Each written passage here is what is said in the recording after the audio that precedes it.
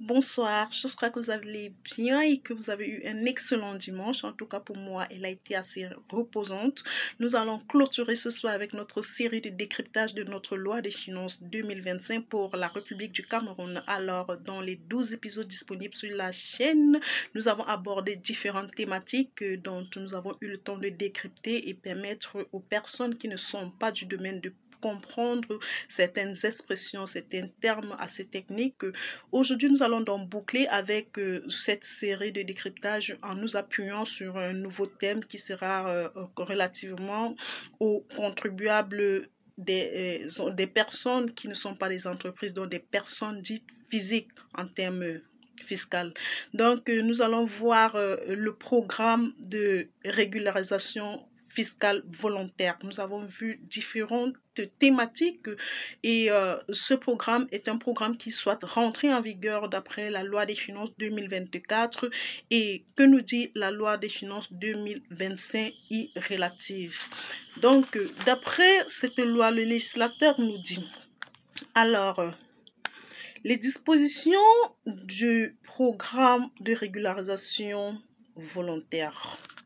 Le programme de régularisation fiscale volontaire institué par la loi des finances 2024 est prorogé pour une durée de 2 ans à compter du 1er janvier 2025. Comme je disais tantôt, c'est une loi rentrée en vigueur depuis l'année dernière, d'après la loi des finances de l'année dernière, donc 2024. Et comme c'était un programme qui venait d'entrer en vigueur, que la loi venait d'adopter, ça permettait donc aux contribuables, personnes physiques, dont d'autres contribuables, d'autres personnes qui payent les impôts, qui ne les payent pas pour le compte de leur entreprise ou pour le compte d'une entreprise tierce, mais pour leur propre compte, là, sur le revenu des personnes physiques. Et donc, pour les personnes qui n'avaient pas encore déclaré la totalité ou dans l'exactitude leurs biens, ou alors leurs revenus, ou leurs fonds, ou leur argent, de quelque manière que ce soit, ce programme donc a été réinstauré par la loi des finances 2025 pour permettre à ces contribuables de se mettre à jour. Mais là, on dit volontaire parce que dans volontaire, ça veut dire c'est du gré du contribuable, c'est de son propre chef qu'il prend l'engagement et l'initiative de se rapprocher vers l'administration fiscale pour pouvoir mettre à jour ses déclarations ou alors la déclaration de tous ses biens. Donc, quand c'est ainsi, c'est bien différent du cadre d'une mise en recouvrement, c'est différent d'une procédure où l'État a fait des investigations avant de découvrir que les biens n'étaient pas déclarés dans leur exactitude. Dans ce cas, le contribuable bénéficiera de certains avantages. Nous aurons le temps de le voir dans notre déroulé. Alors, le législateur nous dit: le programme de régularisation fiscale volontaire a pour objet de permettre aux contribuables de régulariser leur situation fiscale au regard de l'impôt sur les revenus des personnes physiques, IRPP, pour les 4 années précédentes la date d'entrée en vigueur du programme. Donc, à compter de la date d'entrée en vigueur, dont c'était en 2024, l'État permet à ses contribuables qui sont appelés à déclarer l'impôt sur le revenu des personnes physiques ou alors l'impôt sur le revenu des particuliers de pouvoir régulariser, parce que c'est une loi qui existait déjà. Maintenant, l'État a bien voulu que cela soit assez formalisé et bien suivi par l'ensemble de ses citoyens ou alors de ses contribuables, dont l'État permet à ces contribuables donc de pouvoir régulariser les déclarations pour les années 2019, 20, 21 et 23. Alors, cela concerne qui et comment est-ce que, sur quoi est-ce que cela s'applique? Le programme de régularisation fiscale volontaire s'applique aux revenus ou actifs non déclarés. Aux revenus ou actifs non déclarés dont les déclarations ont été effectuées de manière inexacte ou incomplète. Alors, ça c'est clair. Qui est donc éligible à ce programme? Les personnes qui sont susceptibles de faire, de procéder ou alors d'entamer cette démarche de régularisation concerne les personnes physiques, donc c'est-à-dire, comme on l'a dit bien, une personne physique, c'est un contribuable qui paye ses impôts, mais qui ne le paye pas pour le compte de son entreprise ou pour le compte d'une entreprise, mais pour le compte de la personne en elle-même en tant que contribuable qui paye ses impôts pour les contribuer au développement de son pays. Alors, les personnes physiques résidentes ou non résidentes au Cameroun ayant des obligations fiscales au Cameroun et qui sont en situation de défaut de déclaration ou de déclaration inexacte ou incomplète, quel que soit le type de revenu ou d'actifs concernés. C'est assez clair. Donc, si vous êtes Camerounais et que vous résidez hors du Cameroun et que vous avez des biens au Cameroun, parce que là, c'est la loi camerounaise qui doit s'appliquer, et que vous n'avez pas encore déclaré, vous pouvez régulariser votre situation en procédant ou alors en suivant ce programme. Alors, les conditions pour pouvoir le faire. Dans le cadre du programme de régularisation fiscale volontaire, la régularisation s'effectue par le biais d'une communication volontaire. La communication volontaire, c'est donc quoi?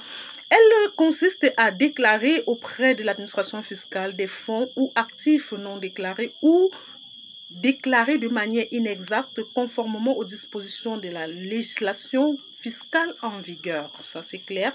Alors, là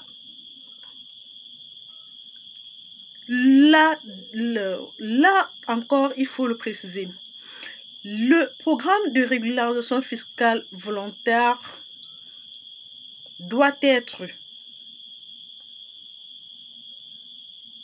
spontané, c'est-à-dire effectué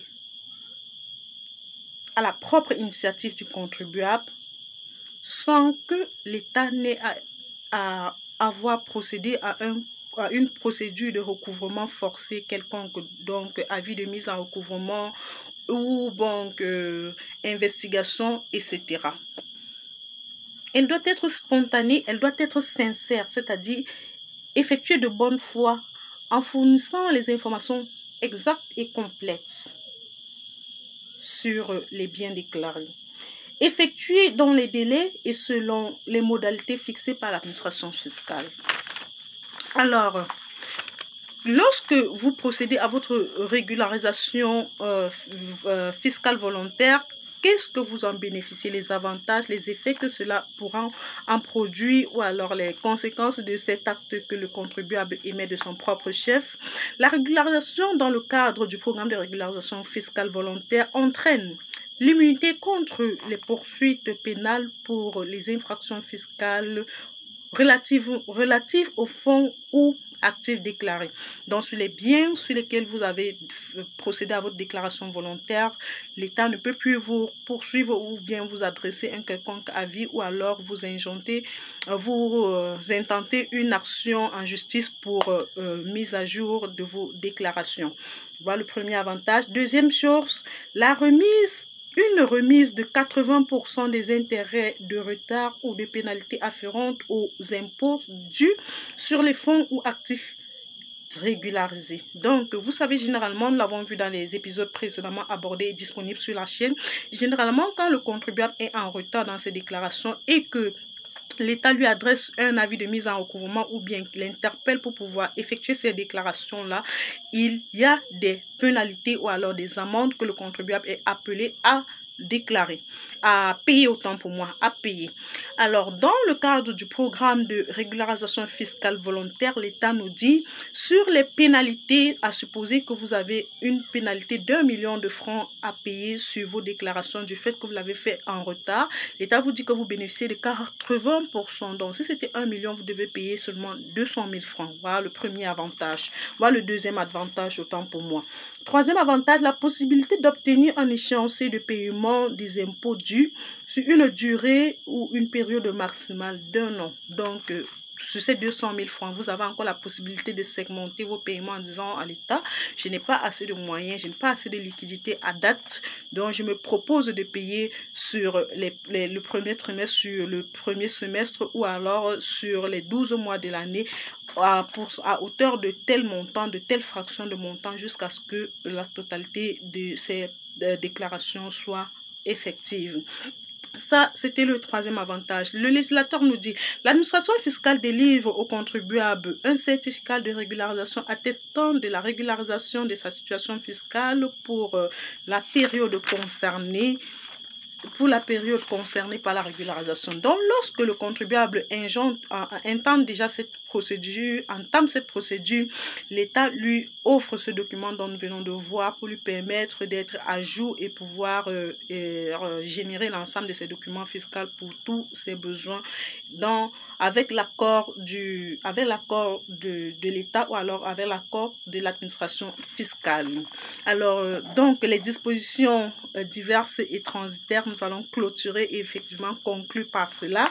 Le législateur nous dit les informations fournies par le contribuable dans le cadre du programme de régularisation fiscale volontaire sont couvertes par le secret professionnel. Donc, si vous avez déclaré tous vos biens et que c'est 1 milliard, l'État dit ces argents qui sont appelés ou qui sont en charge de vous recevoir et de recevoir vos déclarations ou même si c'est sur le site de l'administration fiscale et qui soient manipulés bien sûr par les agents de l'administration fiscale n'ont aucune obligation de communiquer les informations relativement à la déclaration de vos biens. Dans les biens, on a les fonds, on a de l'argent, on a des actifs qui peuvent être les immobiliers. Donc, tous les fonds que vous avez déclarés, l'État a l'obligation de confidentialité relativement à vos déclarations. Une autre chose, les décisions prises par l'administration fiscale dans le cadre du programme de régularisation fiscale volontaire peuvent faire l'objet des voies de recours prévues par la législation en vigueur. Donc, dans ce programme, l'État permet que si le contribuable estime que l'État l'en demande un peu trop par rapport à ses déclarations, de faire une action, d'intenter une action en justice pour pouvoir pour pouvoir avoir la clarté sur les impôts qui lui sont demandés afin de pouvoir voir si on peut si tout est bien calculé, si tout est bien défini ou déterminé à ce que le contribuable paye. Donc c'est aussi une décision qui est permise par l'administration fiscale. Donc pour conclure, les modalités d'application de la présente disposition sont précisées par un test du ministre en charge des Finances. Donc, disons, lorsque vous entamez cette procédure, vous devriez a priori vous référer au décret du ministre des Finances qui est celui qui coordonne et supervise tous les entrées ou alors le trésor, tous les recettes de l'État camerounais, dont principalement les recettes fiscales, qui émet un décret qui spécifie et encadre toutes les étapes, tous les codes, tous les règlements, tous les droits du contribuable et les obligations de l'administration fiscale vis-à-vis du contribuable pour pouvoir encadrer et que cela se passe dans la plus grande clarté possible. Donc, je remercie tous ceux qui ont été là depuis le début du premier épisode jusqu'à ce 13e épisode. Espérons que nous ayons appris beaucoup de choses et nous nous donnons rendez-vous pour des prochaines sessions. Alors, prenez bien soin de vous.